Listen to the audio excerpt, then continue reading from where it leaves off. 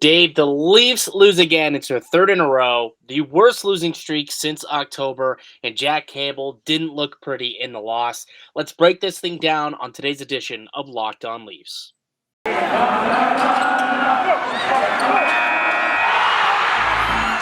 You're Locked On Maple Leafs, your daily podcast on the Toronto Maple Leafs, part of the Locked On Podcast Network, your team every day.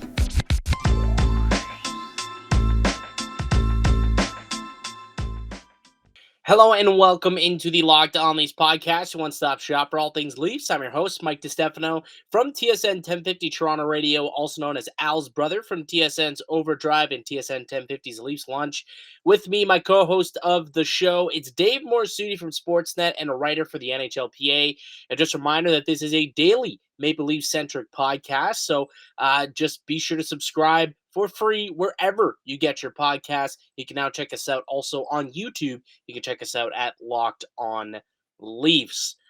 Dave, it happened again. The Maple Leafs are breaking hearts. I thought they had this thing in the bag. They were up 2-1 going into the third period, and of course, unable to get the and they fall 4-3 in overtime to the Blue Jackets. Mike, I'm blaming this one on you. You're blaming it on me. Is this because all of Twitter is blaming this on me? You're just going to pile on here? No, I'm not even going to blame you for that tweet. I'm going to blame it on the fact that you were right. In that the Leafs needed to be a little extra careful with Patrik Laine. Oh, yeah, dude. The guy has 10 goals the last 8 games. Of course you got to be careful. He's got 4 multi-point goals in the last 5 or 6 games. This guy's scoring at a torrid pace right now. And he scores twice tonight, including the game winner. He really bookended goals here for the Columbus Blue Jackets. He was a threat. He's dangerous. Scored both goals right in Matthews' face. Right in his face, too. That's what hurts most, right? Is like the winner was in Matthews' face, rather. The one that went between his legs and top shelf in overtime. That's just ridiculous. Look, everyone knows the Leafs will take Auston Matthews. Everyone knows you'll take Auston Matthews over Patrik Laine any day. But that hurts. That's just he knows it too. He knows what everyone's saying about the Laine Matthews debate. He always gives a little something when he plays the Leafs. It means a lot to him because he knows that's something he's always had to prove. Yeah, exactly. So, he came out, he had himself a hell of a game, obviously. But where do you want to start with this one? I think overall, if you just kind of look at the game as a whole, the Maple Leafs definitely played a lot better than they did in Montreal. So this isn't a game where I'm angry about the loss. Really, I thought they probably deserved a much better fate. But, some shaky goaltending, a couple of bad bounces, and next thing you know, you're hitting the plane with only 1 point instead of 2. I thought that Sheldon Keefe came out after the game. He said, look, really what we wanted was for all 4 lines to have a good night, for me to feel comfortable to play them in all zones. And I felt that was the case. We spoke a lot about the second line and their struggles. And it's a lot of people have been talking about this within the Toronto Maple Leaf sports radio scene. I thought they had a good response tonight, but they just couldn't convert. For whatever reason, JF Berube, I don't know if I'm ready to toss the term goal lead out there about today's performance, but I don't think I was anticipating that good of a performance out of Berube. That's for damn sure. So, they had a lot of really good chances. That top line had some good looks. Matthews fired off 11 shots on goal. Shots. Marner had 5. Just a career high in shots on goal for him. So they peppered the goaltender. They just couldn't get past him. And they had, some decent amount of chances. I think they had 7 high danger chances through the game. You would hope to have a little bit more than that against a team like Columbus. But at the end of the day, I thought they played well enough to win the game. Unfortunately, this is a team that's in a rut. And bad luck seems to be following them. You look at the third goal there by Lyubushkin. The puck just kind of skips over his stick, and then he's chasing Brendan Gaunce in behind him, and then that's just a goal that you got to have if you're Jack Campbell. I mean, you're just giving up your 5-hole like that against a guy like Brendan Gaunce. You can't have that. I mean, you look at the line goals, okay, those were shooter versus goalie. The shooter's just a little bit better. And those were great, well placed shots, like posting in, top corner, like okay, the shooter just kind of beat the Yeah. goalie there. That you can't say the same about that Brendan Gaunce goal. And that really was kind of the backbreaker there for the Maple Leafs. Now they were able to tie the game and bring it to overtime, but that's the one goal where I look at and I'm like, "Come on, Jack. Like this is where you need to make that save." You talk about goaltenders, it's not just making the saves, it's making the timely save, Yeah. that big save. And that was one where you just got to have it. You can't let that get past you. And yeah, it eventually resulted in this team losing the game. I think the Jack Campbell's body language during the game said it all, right? Like it was funny because we were talking about with Tavares and his struggles, and the other game against Montreal. I think it was Ellie Freeman that said, you don't like to show the frustration. You don't want the opponent to know. I think he was still stealing it from Kelly Rudy, but like, you don't want to show the opponent that you're frustrated. And like both the second and third goal, Jack Campbell, he's looking up to the sky, knowing he made a mistake. Like what that shows the other team is, this goalie's not too sure of himself tonight. Let's just get him on net. And that I think and Campbell owned up to it after the game. Look, he's always going to own up to when he doesn't have a good game. That's just the way he is. I would just prefer that if you're in the game, okay, I let in a bad goal. I'm going to shake it off. I'm not going to let the opponent know that kind of got under my skin a bit. Yeah, unfortunately, like Jack Campbell's a guy who wears his heart on his sleeve, and we know that.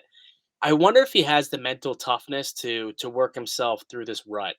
It's something that he's never gone on a stretch like this. Last year, there was like 3 or 4 games where maybe a little bit of a stretch, but it really wasn't that much, and they worked themselves out of it, and he went on to have a good second half of the season. This is going on for months, since December 1st. Let me see the stat there. Jonas Siegel tweeted this out. Like we've talked about it before, but They're specifically, 31st in the NHL on 5-on-5 save percentage. exactly, since December 1st. That's not a small sample size. That's actually more games have been played since December 1st than prior to December 1st, Yeah. right? So, I mean, it's a little bit concerning. I gotta say, a little bit concerning here that the goaltending that this team is getting as of late. Um, he had that good game against Pittsburgh, and I thought, okay, maybe he's starting to turn a corner, and then he has a couple of stinkers coming off of it. I just really am starting to worry that maybe Jack Campbell isn't this top of the class goaltender we thought maybe, that diamond in the rough goalie that the Leafs uncovered. And now I understand why a lot of people such as Jamie McLennan and Craig Button and all them said, there's no rush to sign him. Wait, he hasn't played enough games yet to know what he is, right? And we're all ready to hand him the starting job, handing him the Vesna after 65, 70 career games in the NHL. We're like, okay, this guy's the real deal. Let's go. Now we're getting into a rut where we're starting to understand what it means to have a full bulk of a half of a season, and he's not really living up to those expectations. He's not. And, yeah, has the team played incredibly well for him? Not particularly, but at the same Tonight they time, did. Tonight they did, though.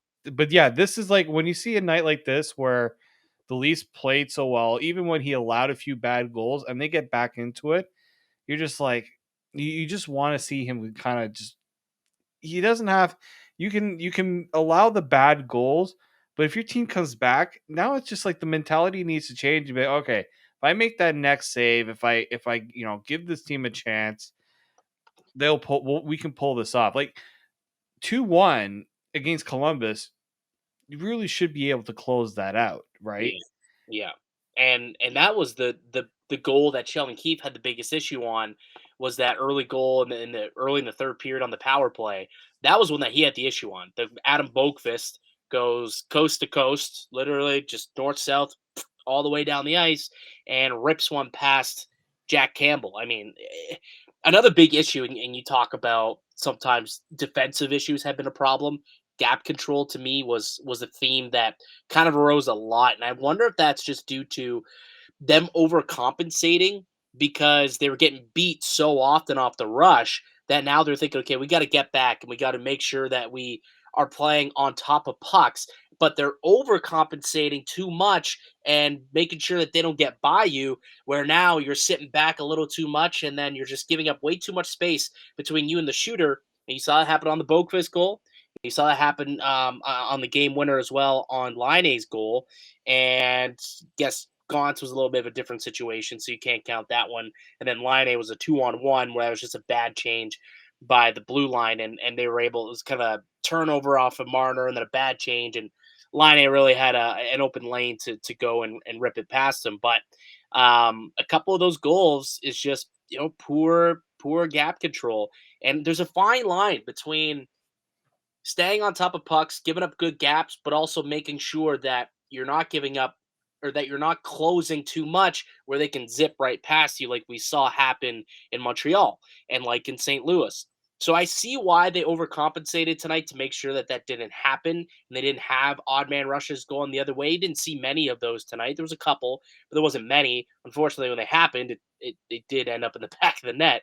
Um, but overall, it's just to me wasn't good enough by Campbell because besides like one or two mistakes by the defenseman, he still should have had a couple of those goals despite there being gap. I mean, shooter versus player, you can get away with it, or shooter versus goalie, you can get away with it when it's Patrik Laine, when it's Brendan Gaunce, when it's Adam Boqvist.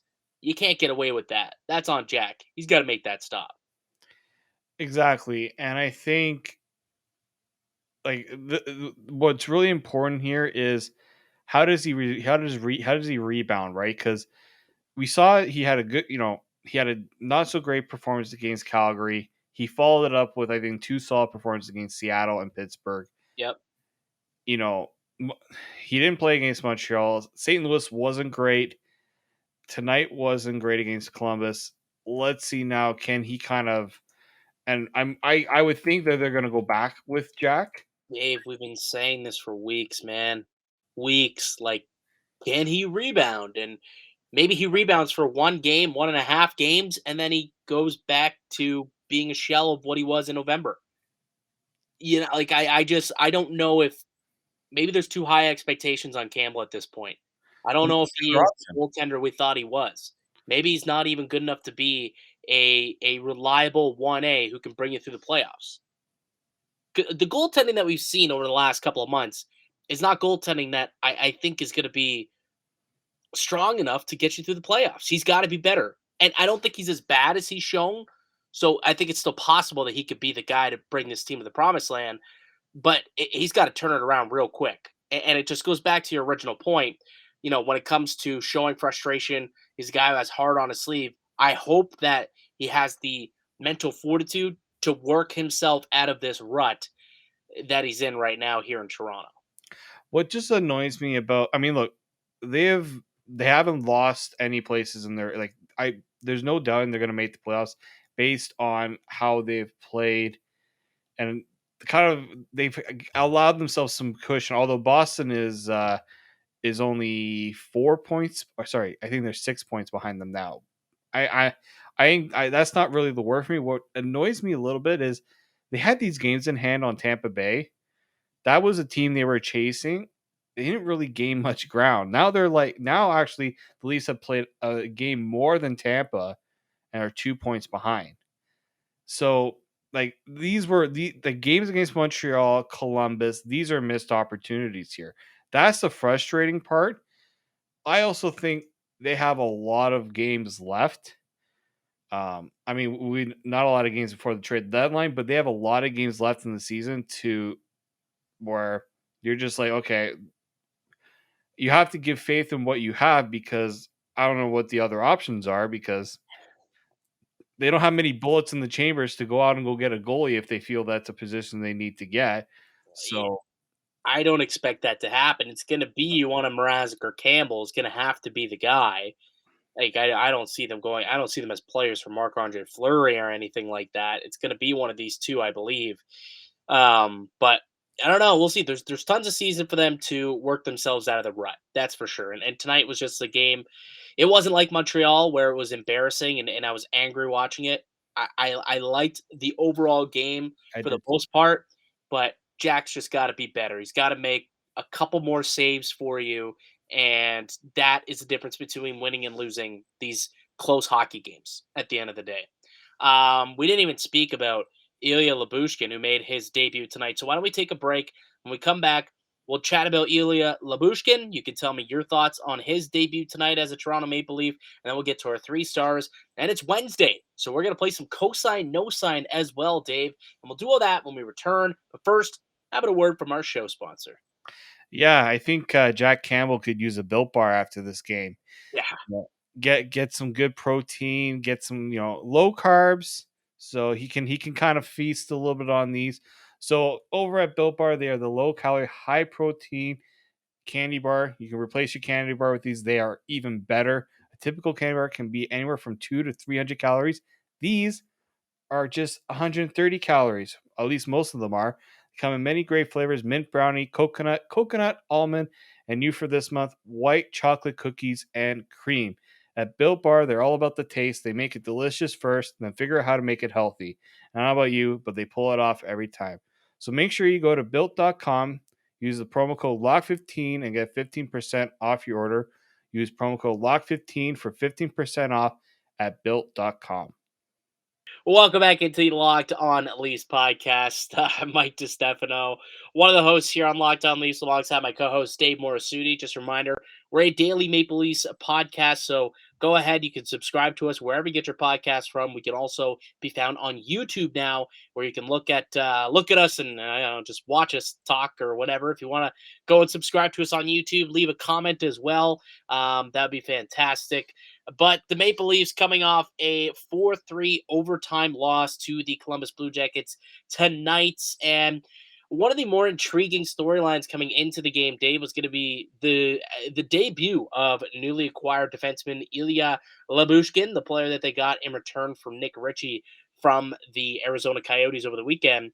And so he made his debut tonight, and I'll just quickly go over his stat pack, I suppose. Ended up with 15 minutes and 28 seconds worth of time on ice, 1 hit, no blocks, and was considered a even in the plus minus category. So he was on the ice for a couple of goals, against and for, actually. But what overall your first initial thoughts on Ilya Labushkin? Maybe we can give him a grade. How would you grade his debut? I'm gonna give it like a B minus. Like, it wasn't fantastic. It wasn't dreadful. Like, it was pretty okay. Like, he only played 15-28. I didn't expect. I mean, we were wondering how much he played, how much Jake Muzzin being out would impact it. But one thing with Rasmus Sandin and Timothy Liljegren both staying in the lineup, that kind of Keefe was able to trust them a little bit more out there. But what I noticed is, you know, when guys are in that defensive zone, he is on them like a hawk. He's Like, a he is, mauler. He's a bear. He's a mauler. he His just arm like a bear he on keeps right campers, on them. I guess, would be the analogy. A bear on campers. Yeah. On uh, s'mores. I'm trying to think, like, what do bears really like to eat? Like a bear on salmon? Like, Yeah, maybe. sure. Why not? White on rice. I mean, that's the regular one that gets used there. But he was like totally attached to the hip of whoever he was defending, and he was battling in front of the net, clearing out the crease for Jack Campbell, which is something nice to see. It's a welcomed addition. A little bit of nastiness and a little bit of brute strength out in front of the tendies is nice to see. You saw him win some board battles which turned into positive plays. There's the one right off the draw. He wins the battle against Voracek and then draws a penalty. And then the Maple Leafs end up going onto the man advantage. So I give him a B. So you're giving a B minus. I'm going to give him a B because I thought there were multiple times in the game where he had a really good stick and he boxed out, had some really solid plays defensively in his own end, which is what his bread and butter is, right? That's his MO, is to make sure he defends in front of the net, keeps people outside of the trapezoid, and I think he did a pretty good job of that. The one blunder-ish, I guess you could say, was the third goal there, the Brendan Gaunt's goal, where he fumbled the puck and it ends up going down the other way. And not the fleetest of foot, I guess we could say, and he wasn't able to catch up to Brendan Gaunce, and that ended up resulting in a pretty backbreaking goal. But outside of that, he was on the ice for the initial goal by Laine, but that was more of a bad change, and he was just trying to make up ground there. I'm not blaming him on that one.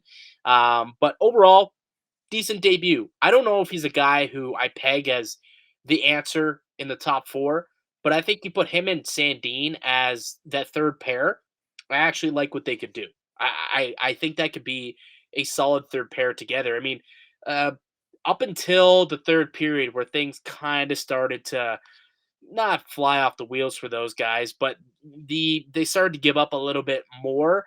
They had some really good possession numbers. At one point, that pairing was leading the Leafs in possession, and they even did. They outshot or out the shot share was 65% in favor of Ilya Lyubushkin when he was out there on the ice, and he had what 50% zone starts.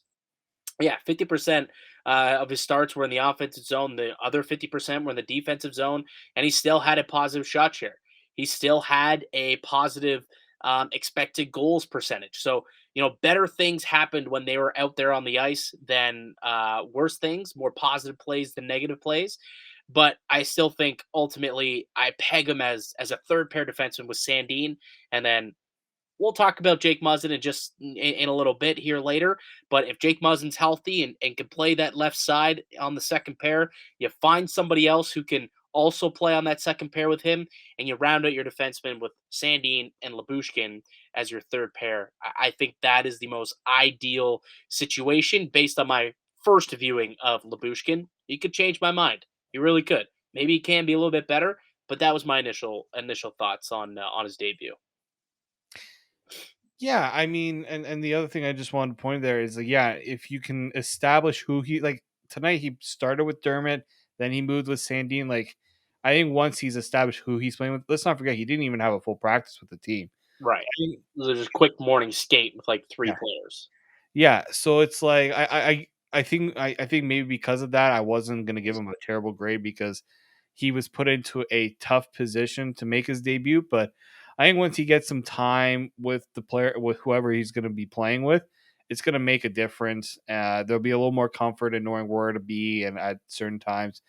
And yeah, I think where you have him slotted is it would be the accurate place to put him. Yeah, like don't get me wrong. By me saying he's not a top four defenseman isn't me saying I didn't think he was good tonight because I thought that he was. Yeah. But I think he is what he is. He's a all defense, no offense guy. That's not typically what you can afford to have in your top four. But if you want that to be your Zach Bogosian esque replacement on your third pair, now that looks a little bit better, right? And you're adding a different element that you didn't have in Dermott, that you didn't have in Justin Hall when he's playing there, or Timothy Liljegren, who's not quite there yet. I think you add Labushkin, and I think you're happy for Shelton Keefe with that depth addition. Okay, we should let's run through quickly our 3 stars of the game, and then we'll take one more quick break and get to some cosign, no sign. I'll just roll through my first three and go through your three. But for me, my third star of the game I'm giving to Mitch Marner. That assist he had on the opening goal by Michael Bunting. Whew, thing of beauty, like just knocking the puck out of the air quickly, quick give and go with Auston Matthews, makes a nice move to get past the one Blue Jackets defender, and as he's falling, somehow shifts the puck over to Bunting for an easy tap in. Beautiful, beautiful play there. Ended up with 5 shots on goal throughout the game as well. He was buzzing a lot. I thought he was a dangerous player, especially early on in the game. So I decided to give him the third star of the game. Second star I gave to John Tavares. I thought he had a really good response game tonight. He was effective defensively. He was hard on pucks. His off puck play was really strong tonight, which is something that he got crucified for by Keith the other day. And I thought that he was decent in the ozone too. He showed frustration because he didn't finish on anything, but he had a lot of real good looks, like 2 or 3 quality chances in the slot that just didn't end up in the back of the net. Jay Berube, like we said, had a real quality game. He had a couple of nice plays, but John Tavares also getting an assist on the game-tying goal. But my first star, I got to give it to Auston Matthews. Thought that he was really good all night. Ended up with a goal, 2 helpers, 11 shots on goal. And he did a really good job. He was monumental in that game-tying goal by Jason Spezza. He gets the puck, quickly gets it down on the ground, fires it on net, creates that rebound for Spezza to pounce on and get that goal, which I'm not surprised that that goal counted, but I will held my breath for half a second. I'll say Yeah. that. I'll say that. But I think they made the right call at the end of the day. Who are your 3 stars? All right. Third, I'm going to go with Mitch Marner as well. I thought, that assist was even better than the one we saw against Seattle, just because of the degree of difficulty on that one. Second star, Seattle's a little cooler. I still like Seattle better. I don't know, man. Something about falling and making a play like that is insanely. I'm terrible at hockey. Like I can't play, so I can't even think Really? about doing Oh, that would have never guessed. at all. No, not at all. Um, so like seeing that play, like that's always going to be tough for me. Like the Seattle one, it's like he that's like almost like, yeah, sixth sense to know that the guy is trailing there and to pass it back. But I think that the degree of difficulty on the Columbus one puts it up a little higher. Second star is Jason Spezza because he got the tying goal and also because it pissed off a lot of people who were like, no, I saw a few of those situation in Toronto, giving the Leafs a break there. I thought that goal was going to be tough to overturn because I mean, you You know have what it looked like? It didn't look like he wasn't a kick. It wasn't a kicking motion towards the net. He no, was more so trying to kick it up to his stick, exactly. and it just ended up going through the legs and whatnot. Because it's not like it wasn't a full on. There's no follow through on the kick. It's as if he was literally just trying to kick it up to his stick and get a shot, and ended up going into the back of the net This instead. wasn't Lionel Messi playing hockey tonight. Yeah, I think people need to relax on that whole idea. I know he's Italian, but no. Francesco Totti, come on, okay, I'll even go outside of Del Piero. Giovinco, Giovinco. Hey, TFC now, Insigne. We got to go a little further on that one. Insigne. Let's go. All right. So Spezza, Italiano gets your second star. Second star and first star. I mean, Auston Matthews. Like, he was the most dangerous player on the ice on either side. I thought he was deserving of more goals. Like Berube made some pretty good saves on him, and That one glove stop, I still like literally Matthews panted, went down to the knee, got a lot on it. Berube just gets a glove on it, and it ended up going at didn't end up into the back of the net, but that was a real good chance he had there. yeah, I mean now he's at 34 on the year, so that race for the Rockets could be and one of the like it's going to be a very fun race at the end there for sure. So good to see him get and bounce back after people thought the first line didn't look exactly great against Montreal. Yeah, totally agree with you on that one. All right, let's take a quick break here, and you want to save cosign no sign for tomorrow? We're already at 30 minutes here. We probably could just save cosign no sign Sure. for tomorrow's show. Want to do that? Yep, I got no problem with that one. Let's do that. So make sure that you're subscribed to Locked On Leafs. But before I do let y'all go, I got to tell you that today's show was also sponsored by BetOnline.net. Football might be over this season, but basketball is in full steam for both pro and college hoops. From all the latest odds, totals, player performance props to where the next coach is going to land, BetOnline.net is your number one sports spot for all your sports betting needs. BetOnline remains the best spot for all of your sports scores, podcasts, and news this season. And it's not just basketball. BetOnline is your source for hockey, boxing, and UFC, right to your favorite Vegas casino games. You can head to the website today or use your mobile device to learn more about the trends and action. BetOnline, it's where the game starts.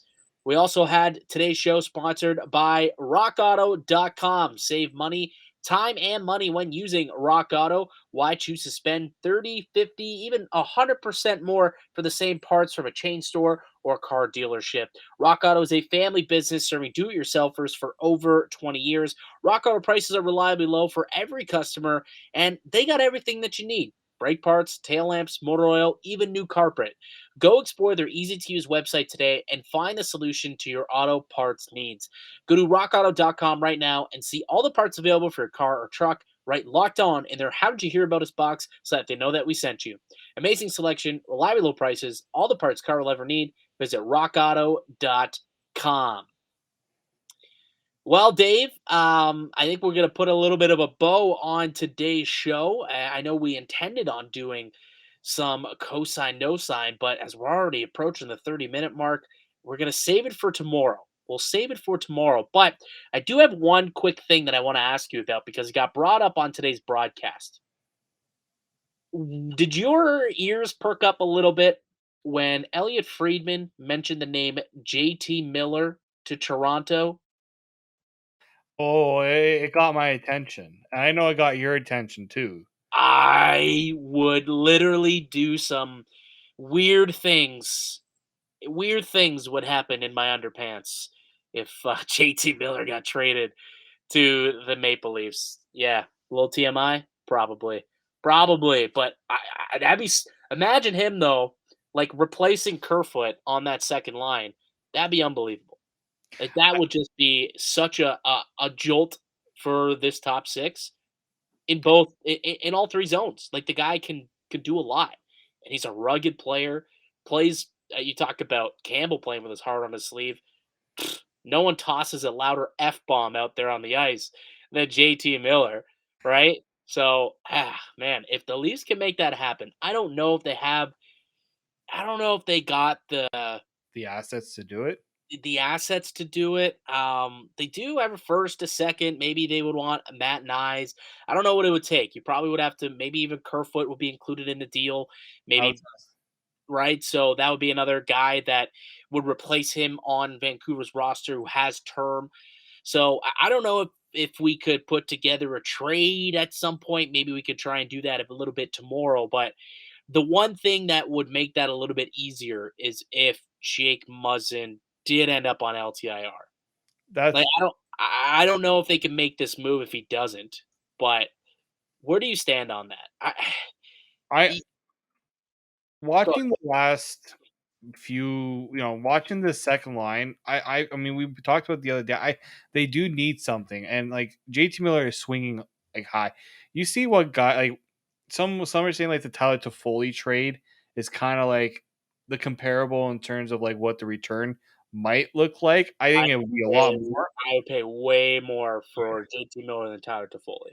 Oh yeah, like people were saying like Well, Tyler Toffoli. Toffoli I think has an additional year on his contract though. So He has that is the I one think he has a difference. couple of years left. Like there's term attached to it, but JT Miller's like he's been incredible this season. And what really catches my eye is when Vancouver went on that playoff run, he was the catalyst, one of the catalysts. Because correct me if I'm wrong, Elias Pettersson didn't look very good in that series for Vancouver. It was JT Miller, like Bo Horvat, like those were the guys that really stepped up for Vancouver, offensively at least. I know he was like at least a point per game, if not more, in the playoffs. Was JT Miller was he there at that time? Yeah, in He- the bubble. Yes, he was. Yes, he yeah, was. That was his first season there. Yeah. I liked also he's versatile. He can play center. We know at the Leafs if they lose a centerman like Matthews or Tavares, knock on wood. I'm knock on wood right now. We don't want that. But having that cushion of a guy like JT Miller who is a capable top six player. I say ceiling is second line center, first line winger, even in some cases, like he is in Vancouver. Yep. I like JT Miller a lot. I just am a little concerned about what the cost will be.